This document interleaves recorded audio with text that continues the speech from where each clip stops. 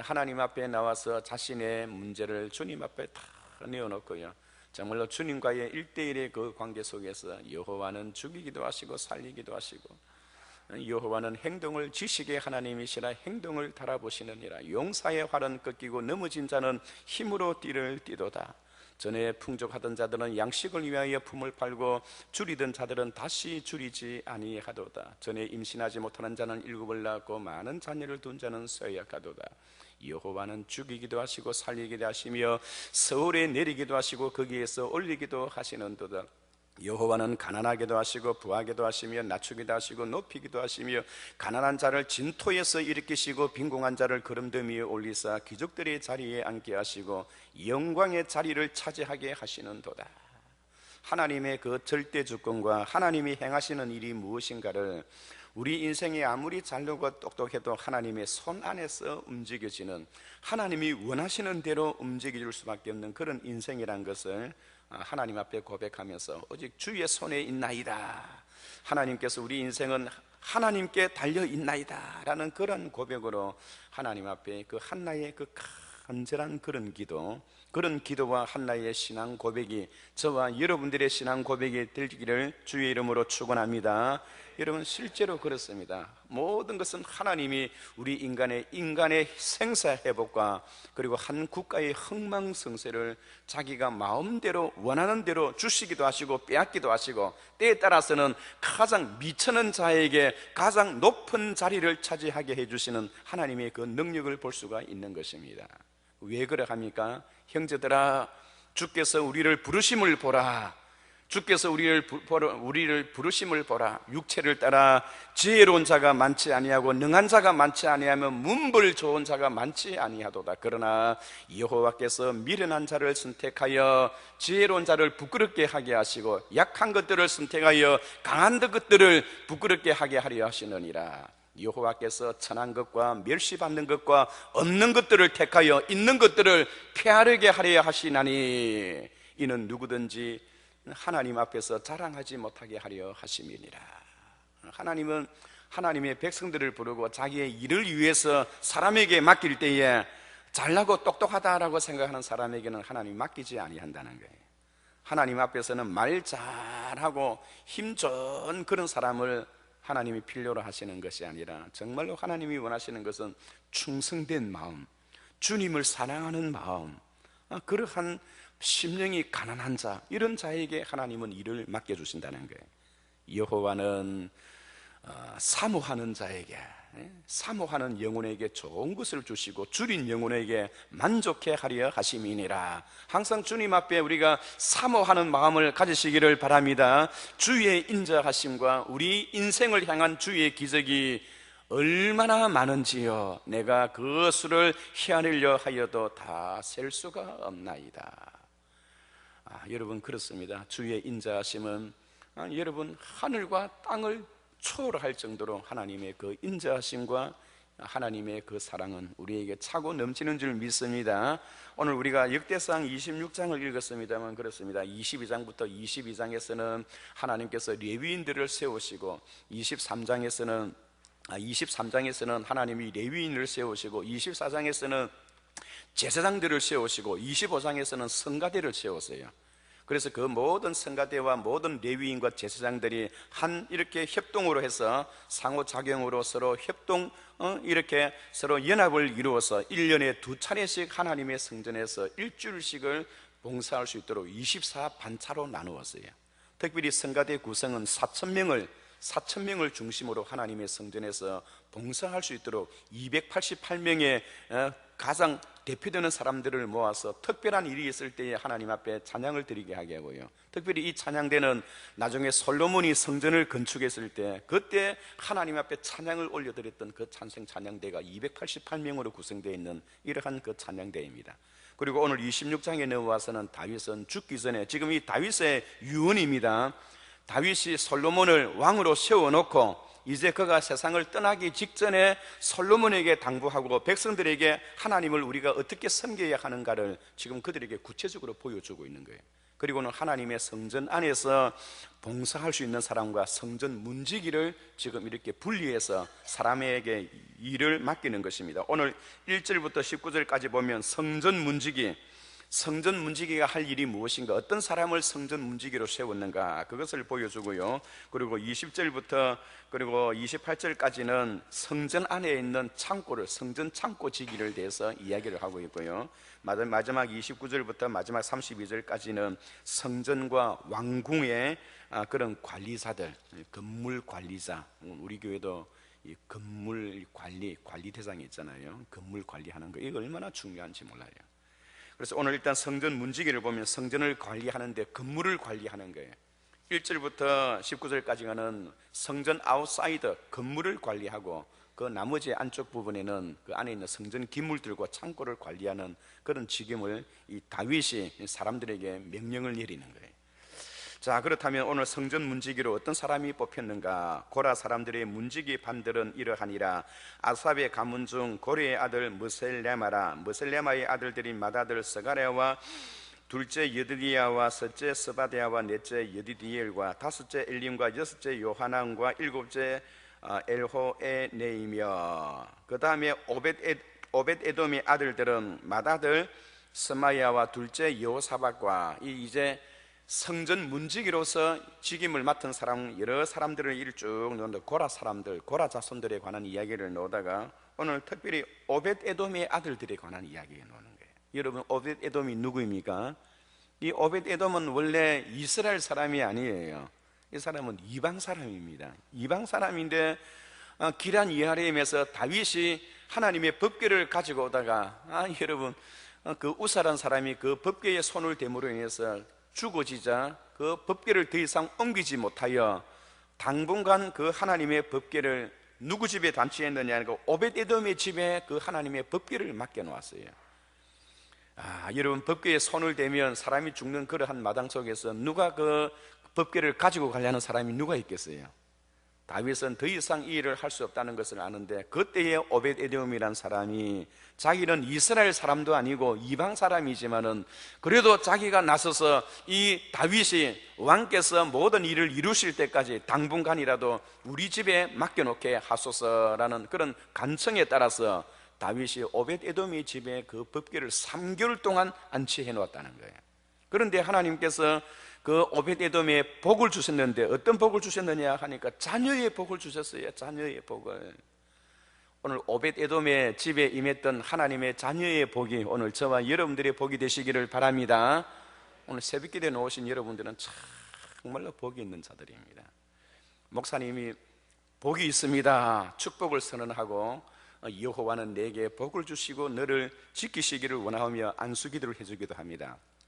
그 안수기도를 받거나 목사님이 복을 베풀어 줬다고 해서 눈앞에 금방 달라지는 것은 없어요. 그런데 여러분, 이 참 신앙과 믿음이란 것은 참 묘합니다. 세월이 흘러갈수록요, 세월이 흘러갈수록 하나님 앞에 복받은 자는 갑작스럽게 하늘에 번개불에 콩 굽어 먹듯이 갑작스럽게 변화되는 것은 아니고요, 지나간 그 일을 시점으로 해서 지나간 세월들을 돌이켜보면 다른 사람들은 다 망하고 문을 닫고 다 패해가는데 하나님은, 우리는 더욱더 든든하게 더 세워져 가는 것을 볼 수가 있어요. 이것이 여러분, 하나님의 그 축복이 얼마나 귀하다 하는 것을 우리가 경험할 수가 있어요. 아멘. 오늘 이 새벽에 여러분들의 가정과 자녀에게 임하시는 하나님의 복이 충만하시기를 바랍니다.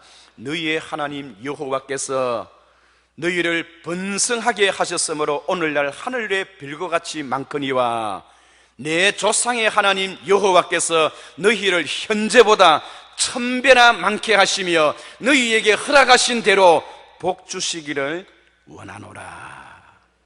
특히 이 부분은 하나님께서 모세에게 너희가 자녀들을 복되게, 자녀들을 축복할 때 그렇게 축복하라는 거예요. 여호와는 내게 복을 주시고 너를 지키시기를 원하오며 여호와는 그 얼굴을 내게로 비추사 은혜 베푸시기를 원하오며 여호와는 그 얼굴을 내게로 향하여 두사 평강 주시기를 원하노라. 내 하나님 여호와께서 너희를 현재보다 1000배나 많게 하시며 너희에게 허락하신 대로 복 주시기를 원하노라. 복을 주실 때 그렇게 복을 베풀라 하는 거예요.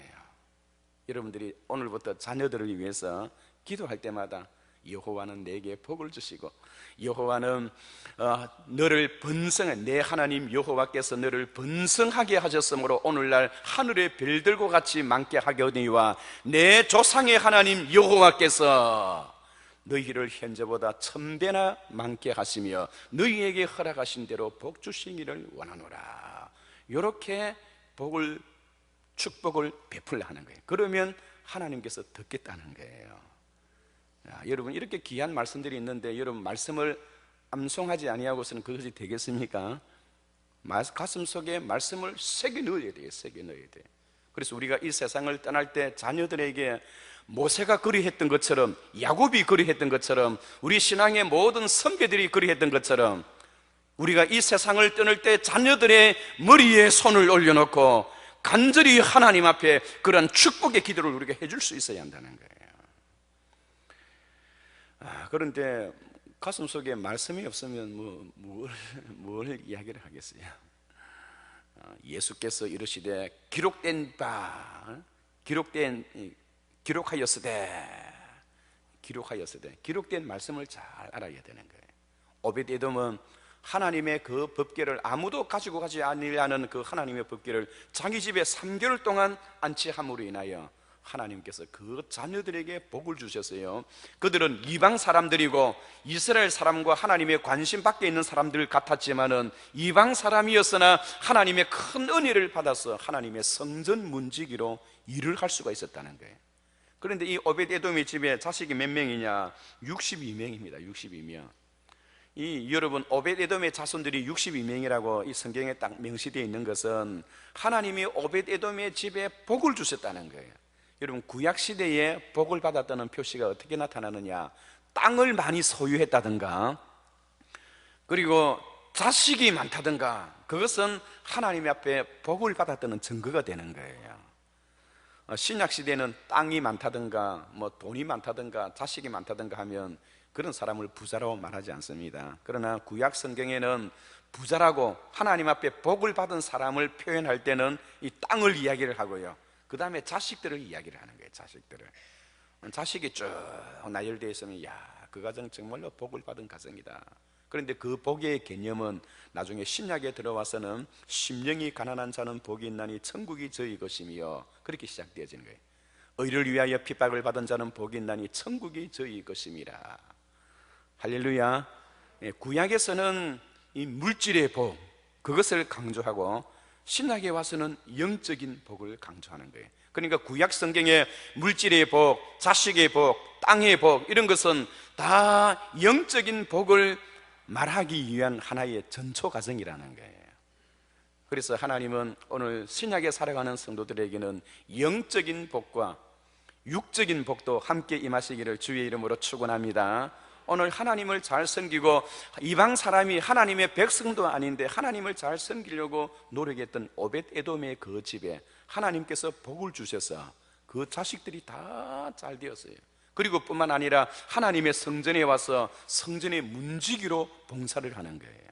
여러분, 성전 문지기가 해야 할 일이 무엇입니까? 하나님의 성전 문지기는, 성전은 거룩한 곳이요 세상은 속된 곳입니다. 그래서 속된 것과 거룩한 곳의 구별점을 성전 벽을 중심으로 해서 쌓았기 때문에, 울타리를 중심으로 쌓았기 때문에 세상에 더러운 것은 들어오지 못하도록 그렇게 만들었다는 겁니다. 성전 안에 들어올 수 없는 여러 가지 자격을 갖추지 못했던 사람들에 대해서는 레위기서에 기록하고 있습니다만, 성전 문지기에 있는 사람들은 성전 안에 들어갈 수 있는 사람과 들어갈 수 없는 사람들을 분별하여 성전에 끌어들였던 거예요.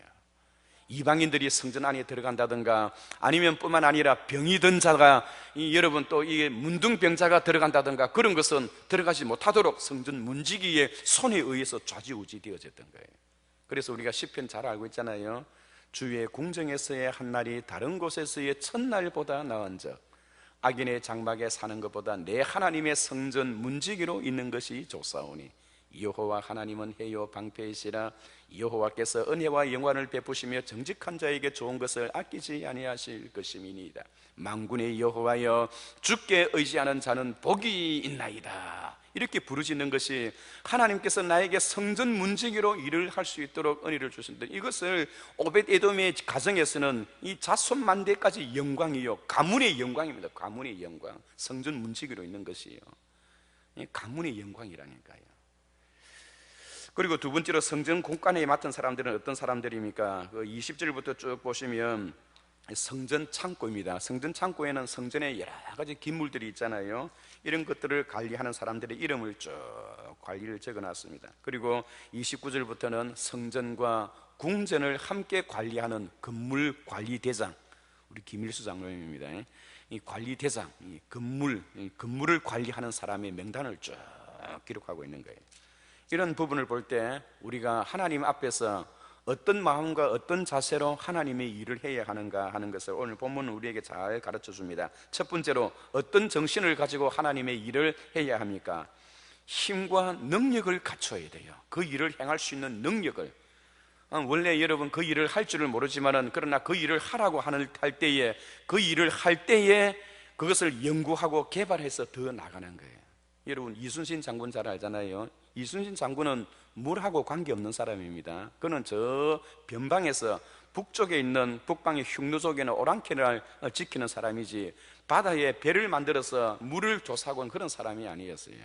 선조가 이순신을 선발할 때요, 종 7품이었던 이순신을 말 한마디로 종 2품으로 5계급을 올려서 진급을 시켰습니다. 모든 신하들이 다 반대를 하고 이런 있을 수 없나이다 하고, 그렇게 모두가 다 이 선조의 그 행정 정책에 반대를 했습니다. 그러나 선조는 끝까지 밀어붙였어요. 5계품을 올려서 그렇게 발령을 내었는데요, 그런데 이순신은 하는 게 없었어요. 아는 게 없었어요. 그때부터 그가 바다에 대해서 연구를 하고 배를 만들고 어떻게 하면 적들을 물리칠 수 있을까, 이것을 연구하는 겁니다. 우리가 능력이 있어서 그 일을 하는 것이 아니라 하나님께서 우리에게 맡겨주신 일에 대해서, 맡겨줄 때는 알지 못했지만 그것을 가지고 공부하고 연구해서 그 일을 감당할 수 있는 실력을 쌓아가는 거예요. 이것이 바로 하나님의 백성이 해야 할 일입니다. 내가 목사로서 해야 할 일을 무엇을 해야 할지 알지 못하나, 그러나 내가 목사로서 하나님께서 어떻게 하면 우리 교회를 더 영적으로 풍성하고 성도들에게 기쁨과 즐거움을 주고 어떻게 하면 우리 교회가 예수님이 크게 보이는 교회가 되게 할 것인가, 그것을 위해서 연구하고 공부하고 기도하고 하나님께 매달린다는 거예요. 저는 제 나름대로 우리 교회가 예수님이 크게 보이는 교회가 되게 하기 위해서는 예배를 강조하는 거예요. 예배를 강조해서 교회가 강하게 자라게 하게 하고요. 두 번째로 성경 공부를, 성경 암송과 성경 공부 제자 훈련을 강조해서 교회가 깊이 자라게 하고요. 전도와 선교를 강조해서 교회가 넓게 자라게 하고요. 그리고 무엇보다도 성도의 교제를 강조해서 교회가 따뜻하게 자라게 함으로 인하여 예수님이 크게 보이는 교회, 주일이 기다려지는 교회, 1000명이 모여도 10,000명보다 힘이 있고 영향력 있는 그런 교회로 이끌어 가려고 하나님께 기도하고 날마다 부르짖고 있습니다. 우리 모두가 다 부족하고 연약한 사람입니다. 그러나 하나님께서 맡겨주실 때에 어떻게 하면 내가 그 일을 잘 감당할 수 있을까 기도하고 공부하고 연구하는 가운데 힘과 능력이 갖춰질 줄 믿습니다. 그리고 마지막으로는 무엇보다도 하나님 앞에 맡으신 우리의 일은 철저한 봉사와 헌신의 자세를 가져야 돼요. 교회에서 주는 거 이거 아무것도 아니다 하죠. 아무것도 아니긴 왜 아무것도 아니에요.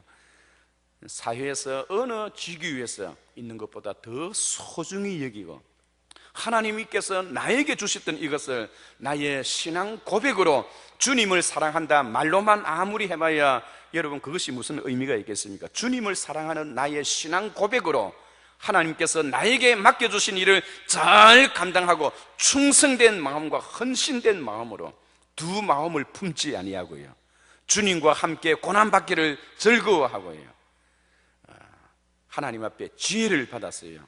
하나님 앞에 주어진 일을 잘 감당할 수 있는 저와 여러분들이 되어야 할 줄 믿습니다. 우리 같이 한번 기도하겠습니다.